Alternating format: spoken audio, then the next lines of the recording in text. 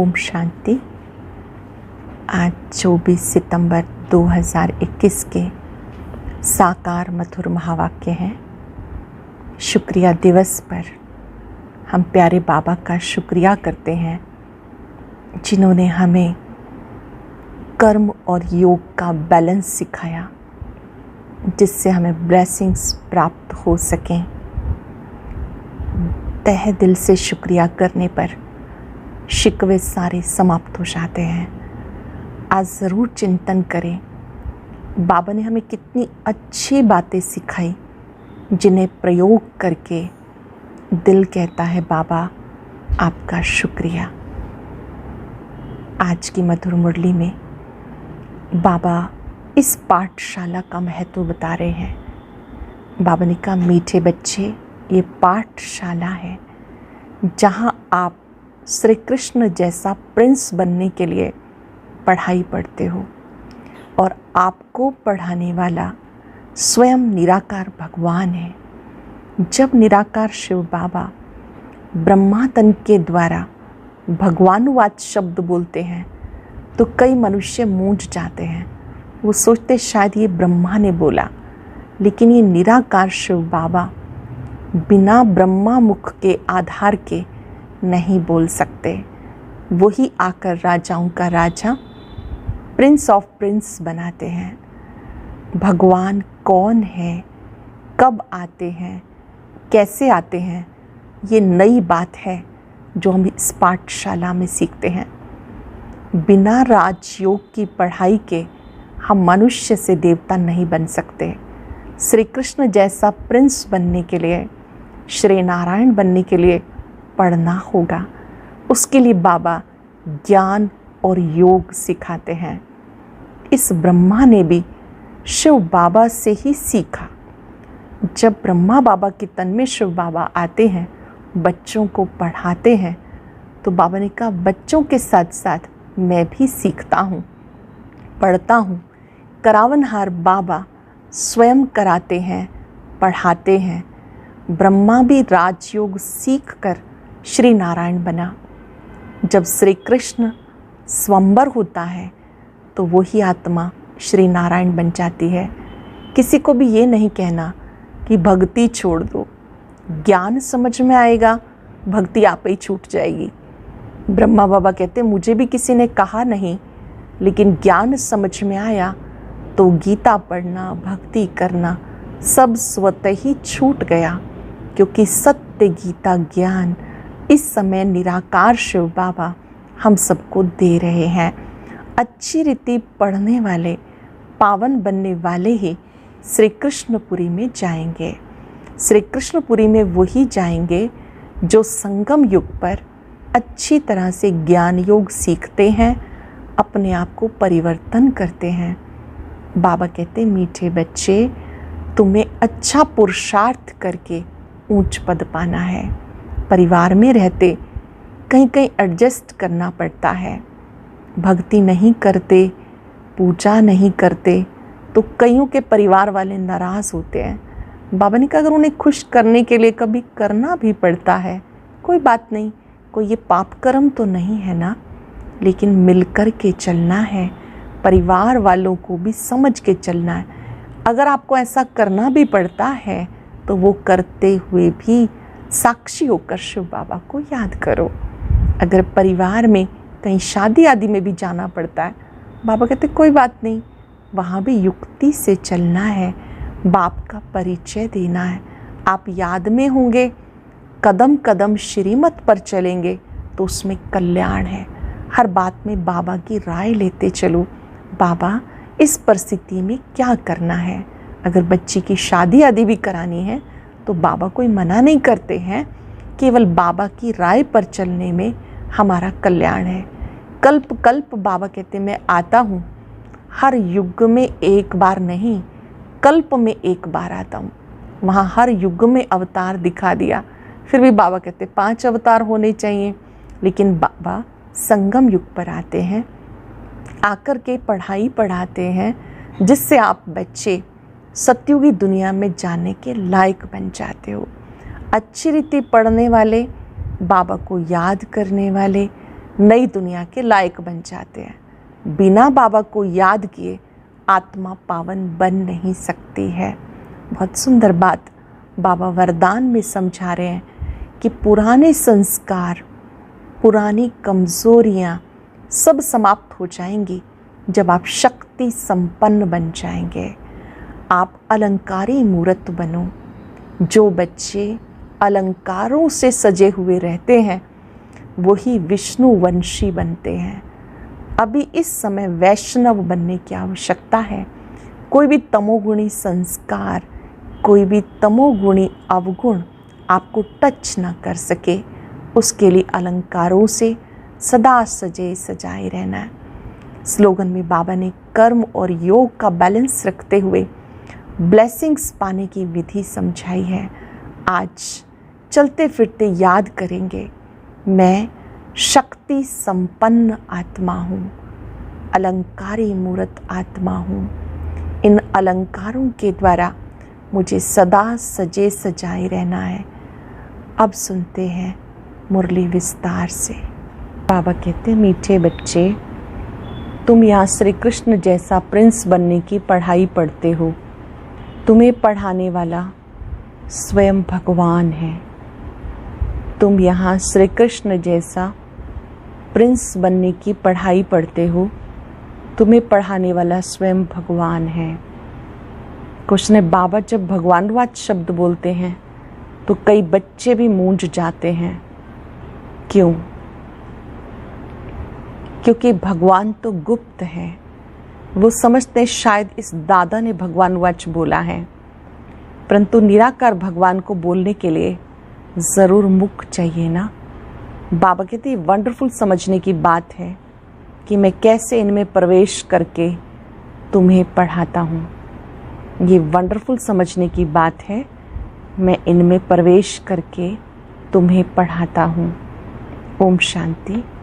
भगवानवाच। भगवान क्या कहते हैं? ये भगवानवाच किसने कहा? देखने में तो कोई आता नहीं।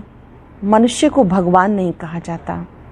कोई समझेंगे कि बोलने वाले ही कहते हैं भगवानवाच, लेकिन निराकार भगवान बोल रहे हैं, ये सिर्फ तुम ही जानते हो। ये कौन बैठा है, भगवान कहाँ है, ये नई बात है ना, इसलिए मनुष्य मूंझ जाते हैं। लेकिन भगवानवाच है ज़रूर। कहते मैं बच्चों को राजयोग सिखा रहा हूँ। नर से नारायण अथवा नारी से लक्ष्मी या राधे बनाने के लिए योग और ज्ञान सिखाता हूँ। इनसे और क्या चाहिए?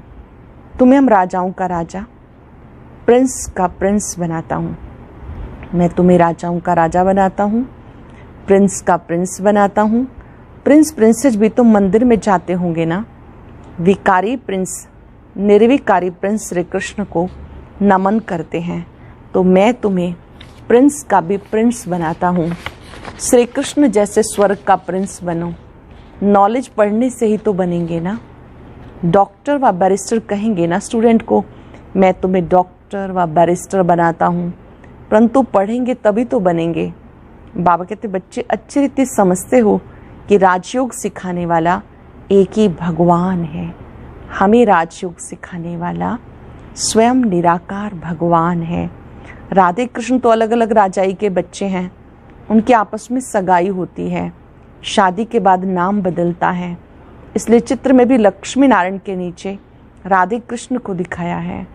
अब बाप अच्छी रीति समझाते कि ये ब्रह्मा भी नंबर 1 भगत था, पिछाड़ी में नारायण की पूजा करते थे। श्री कृष्ण की भक्ति की व नारायण की भक्ति की एक ही बात है। श्री कृष्ण ही बड़ा होकर श्री नारायण बनता है। अब तुम्हें नर से नारायण बनने के लिए राजयोग सिखा रहे हैं। अब तुम्हारे 84 जन्म पूरे हुए, अब इनकी आत्मा भी पढ़ रही है, फिर भविष्य में श्री कृष्ण बनती है। बाबा कहते बच्चे तुम ज्ञान चिता पर बैठ गोरे बनते हो, काम चिता पर बैठ सांवरे बन गए हो। यह है कंसपुरी, मैं तुम्हें कृष्णपुरी में ले जाने के लिए आया हूँ। श्री कृष्ण ही सर्वगुण संपन्न 16 कला संपूर्ण है। यहाँ कोई भी सर्वगुण है नहीं। मैं आया हूँ बच्चों को संपूर्ण निर्विकारी बनाने। बनना है योग बल से। मैं निर्विकारी बनाने आया हूँ। बनना है निर्विकारी योग बल से। बाहुबल है हिंसक लड़ाई जो तीर कमान से होती थी, फिर बंदूकों तलवारों से हुई, अब होती है बॉम्ब से। खुद कहते हैं हम ऐसे बॉम्ब्स बनाते जो घर बैठे सब खत्म हो जाएंगे। फिर मिलिट्री क्या करेगी? बाबा कहते हैं मीठे मीठे बच्चे, ये पाठशाला है। मैं तुम्हें प्रिंस श्री कृष्ण जैसा बनाता हूँ। जो फर्स्ट प्रिंस सतयुग का था वो अब 84 जन्म लेकर कलयुग में बैगर बना है। भारत में ही उनका राज्य था, फिर पुनर्जन्म लेना पड़े ना। श्री कृष्ण को भगवान कहते तो भगवान फिर पुनर्जन्म में कैसे आएगा? भगवान तो निराकार है, वो है ही एक रचयिता, बाकी सब है रचना। तब कहते हैं हम आत्माएं सब भाई भाई हैं। बाबा समझाते तुम ब्रह्मा कुमार कुमारी आपस में भाई बहन ठहरे तो फिर क्रिमिनल असॉल्ट कैसे हो? तुम वर्षा एक बाप से लेते हो भविष्य के लिए। अगर पवित्र नहीं रहेंगे तो शांतिधाम सुखधाम में कैसे जाएंगे? अगर पवित्र नहीं रहेंगे तो शांतिधाम सुखधाम में कैसे जाएंगे? पुकारते भी हम पतित बन गए, पावन बनाने आओ। बाबा कहते मुझे याद करो, ये तुम्हारा अंतिम जन्म है। तुम सब आत्माएं अब वापस वानप्रस्थ में जा सकती हो, इसलिए वानप्रस्थी हो। ऐसा कोई गुरु रास्ता बता न सके। ये ज्ञान है एक बाप के पास, वही पतित पावन निराकार है। बाबा कहते मुझे याद करो, थोड़े टाइम के लिए मैंने स्तन का लोन लिया है। मुझे याद करो, मैंने थोड़े टाइम के लिए इस ब्रह्मा तन का आधार लिया है। शरीर बिगर आत्मा कैसे बोल सकेगी? भगवानुवाच है, मैं बूढ़े साधारण तन में प्रवेश कर तुम बच्चों को पढ़ाता हूँ। मैं गर्भ में नहीं आता हूँ, गर्भ में आने वाले को तो पुनर्जन्म में आना पड़े। मैं एक ही बार आता हूँ। प्रकृति का आधार मुझे जरूर चाहिए। मैं इसमें बैठ तुम्हें पढ़ाता हूँ। ये पहले अपना जवाहरात का धंधा करता था, कोई गुरु ने नहीं सिखाया। अचानक बाबा ने इनमें प्रवेश किया। करण करावनहार होने के कारण इससे कर्तव्य कराते रहते हैं, ब्रह्मा तन से कराते रहते हैं। ये भी सीखता जाता है, ब्रह्मा भी सीखता जाता है, तुम भी साथ में सीखते जाते हो। बोलते हैं तुमको, परंतु सुनता पहले मैं हूँ। पढ़ाने तुम बच्चों को आता हूँ, परंतु इनकी आत्मा भी पढ़ती रहती है। बच्चों को राजयोग सिखाने आया हूँ। ऐसे कभी कोई पढ़ाते नहीं। यह है पावन बनने की बात। ये संगम युग है ही पुरुषोत्तम बनने का। पुरुषोत्तम श्री कृष्ण था। स्वयंवर के बाद उनकी डिग्री कुछ कम हो जाती, इसलिए श्री कृष्ण की महिमा बहुत है।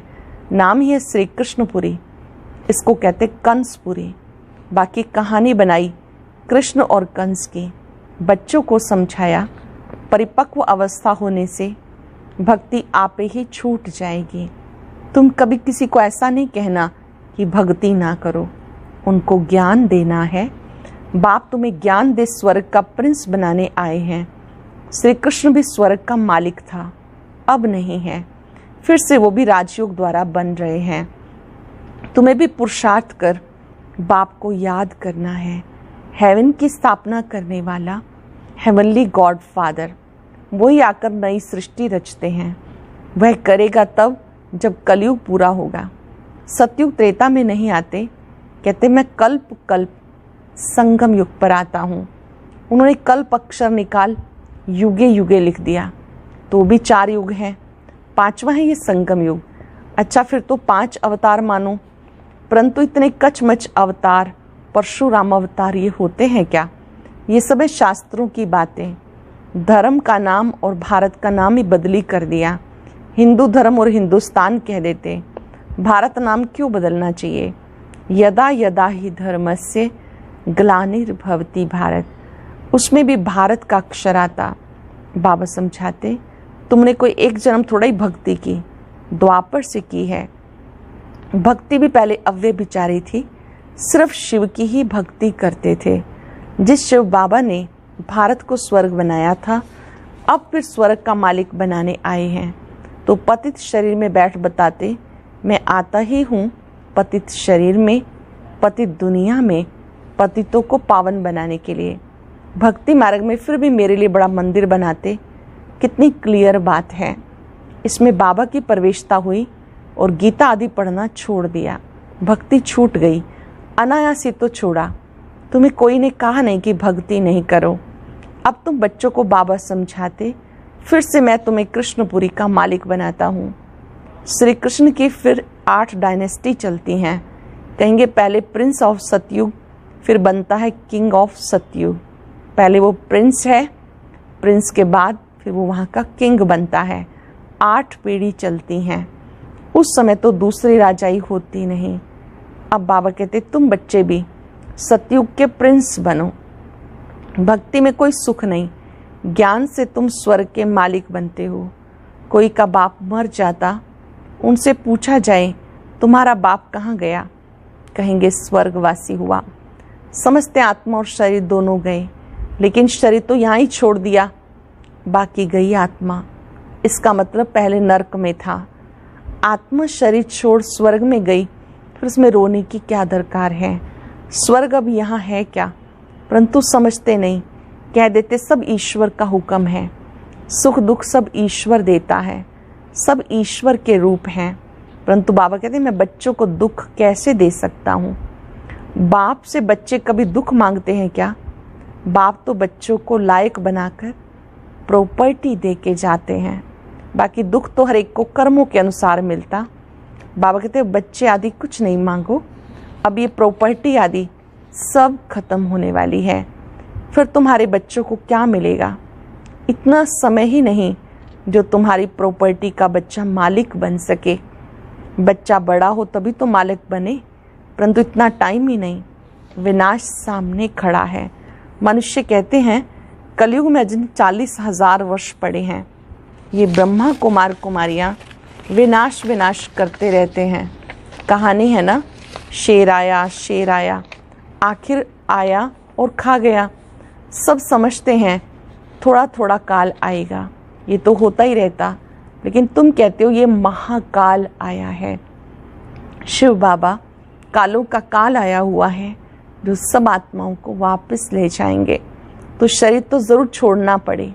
इसलिए बाबा कहते हैं योग से पवित्र बनो, आत्माओं को पवित्र बनाए, फिर वापस ले जाएंगे। अगर पवित्र नहीं बनेंगे तो बहुत सजाएं अंत में खानी पड़ेंगी और ऊंच पद भी पा नहीं सकेंगे। श्री कृष्ण नंबर 1 पासविद ऑनर है, उनको स्कॉलरशिप मिलती है, 21 जन्म राज्य पाते हैं। कितना सहज समझाते, बुद्धि में बैठता भी है फिर गुम हो जाता। किसको भी भक्ति छुड़ानी नहीं। बाबा आए हैं भक्तों को भक्ति का फल देने। कहते मैं कल्प पहले मिसल फिर उस साधारण तन में आया हूँ, कल्प कल्प आके तुम्हें पढ़ाता हूँ। यह ऊंच ऊंच पढ़ाई। तुम जानते हम सतो प्रधान थे, अब तमो प्रधान है, फिर भारत ही सतो प्रधान बनता है। और धर्म वालों ने इतना सुख नहीं देखा तो दुख भी नहीं देखा। बाहर वालों के पास पैसा तो बहुत है तो गरीब देश को कर्जा देते, उन बेचारों को पता नहीं ये तो रिटर्न हो रहा है। बिल्कुल घोर अंधियारे में कुंभकर्ण की नींद में सोए हुए हैं, पिछाड़ी में हाय हाय करके उठेंगे, फिर तुम कहेंगे टू लेट, क्योंकि लड़ाई शुरू हो जाएगी। फिर क्या करेंगे? भंबोर को आग लग जाती, फिर तो टू लेट हो जाता। इसलिए बाबा कहते बच्चे अब जल्दी जल्दी पुरुषार्थ करते जाओ। बाबा कोई जास्ती तकलीफ नहीं देते।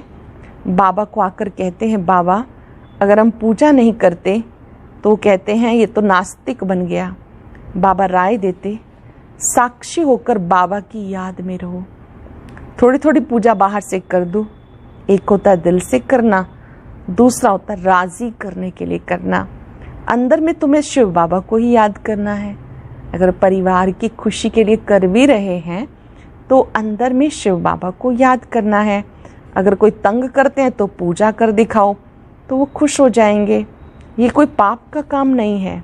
बाबा तो बहुतों को कहते शादी आदि पर भी भले जाओ, दोनों तरफ तोड़ निभाना है। वहाँ भी सुनाते सुनाते कोई ना कोई को तीर लग जाएगा। युक्ति से चलना है। बाबा का फरमान है अपतित नहीं बनना। पवित्र बनने से तुम श्री कृष्णपुरी के मालिक बन जाएंगे। पवित्र बनेंगे तो श्री कृष्णपुरी के मालिक बन जाएंगे। शिव बाबा को याद करो तो विक्रम विनाश होंगे और विश्व के मालिक बनेंगे। बच्चों, ऐसी सी युक्ति से अपने मित्र संबंधियों को समझाना है। वो है जिस्मानी यात्रा, ये है रूहानी यात्रा। ये रूहानी यात्रा बाबा ही सिखाते हैं। कहते माम एकम याद करो तो पतित से पावन बन जाएंगे, सारे दुख दूर हो जाएंगे। माम एकम याद करो तो पतित से पावन बन जाएंगे, सब दुख दूर हो जाएंगे। कोई विरला व्यापारी व्यापार करे, अर्थात बैकुंठ की बादशाही ले, श्रीमत पर चलते रहो।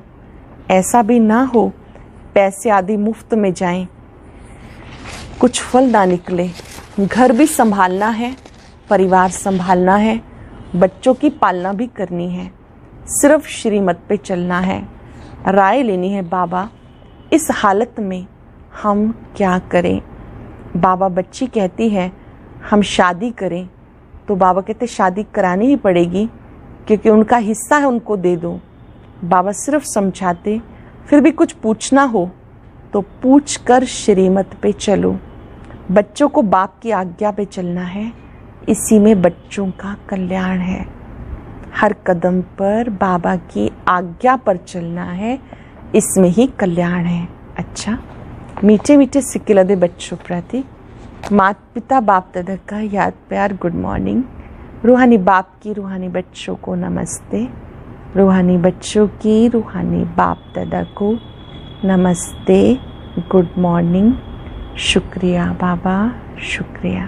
धारणा के लिए सार है, हर कर्म साक्षी होकर शिव बाबा की याद में करना है। लौकिक अलौकिक दोनों तरफ तोड़ निभाना है। लौकिक से युक्त युक्त चलना है। इस समय अंतिम जन्म में भी ये वानप्रस्थ अवस्था है, वापिस घर जाना है, इसलिए पावन जरूर बनना है। कोई भी बंधन नहीं बनाने हैं। आज का वरदान, पुराने संस्कारों व विघ्नों से मुक्ति प्राप्त करने वाले सदा शक्ति संपन्न भव। पुराने संस्कारों व विघ्नों से मुक्ति प्राप्त करने वाले सदा शक्ति संपन्न भव। किसी भी प्रकार के विघ्नों से, कमजोरियों से या पुराने संस्कारों से मुक्ति चाहते हो तो शक्ति धारण करो, अर्थात अलंकारी रूप होकर रहो। जो अलंकारों से सदा सजे सजाए रहते हैं वो भविष्य में विष्णुवंशी बनते हैं, लेकिन अभी वैष्णव बन जाते हैं। उन्हें कोई भी तमोगुणी संकल्प व संस्कार टच नहीं कर सकता। वो पुरानी दुनिया अथवा दुनिया की कोई भी वस्तु और व्यक्तियों से सहज किनारा कर लेते हैं। उन्हें कारणे अकारणे भी कोई टच नहीं कर सकता। ऐसी आत्माओं को कारणे अकारणे भी कोई टच नहीं कर सकता। कोई तमोगुणी संस्कार संकल्प उन्हें छू भी नहीं सकता। इसके लिए सदा अलंकारी रूप होकर रहो।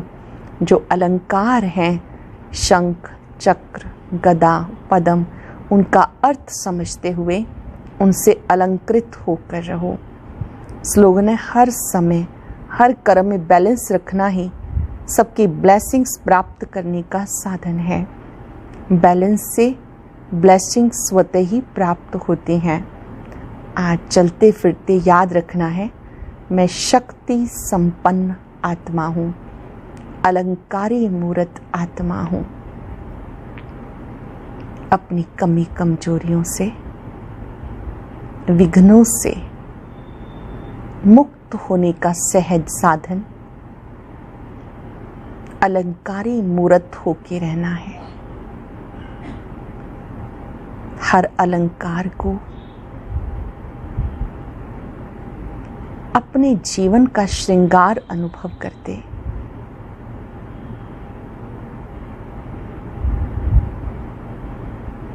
महसूस करें, मैं अलंकारों से सजी हुई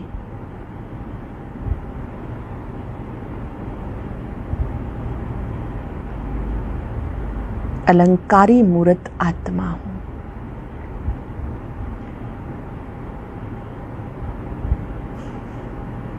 ये अलंकार मुझे शक्तिशाली बनाते हैं।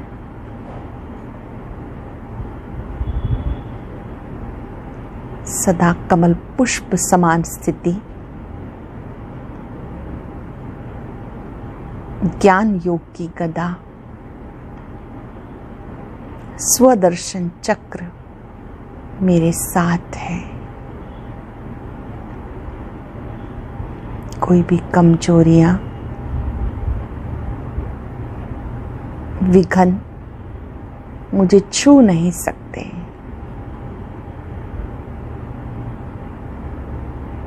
मैं शक्ति संपन्न आत्मा हूं। शक्तियों के सागर बाबा की शक्तिशाली किरणें मेरे साथ हैं।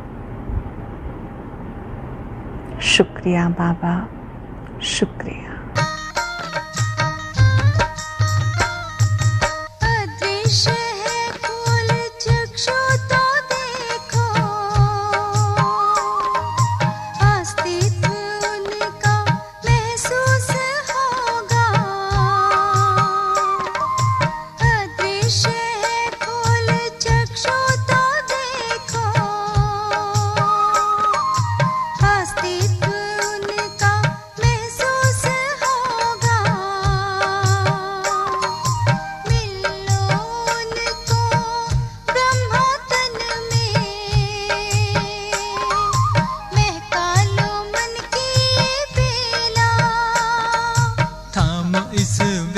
को जगा लो विवेक, सारे जग का कर्णधार हो।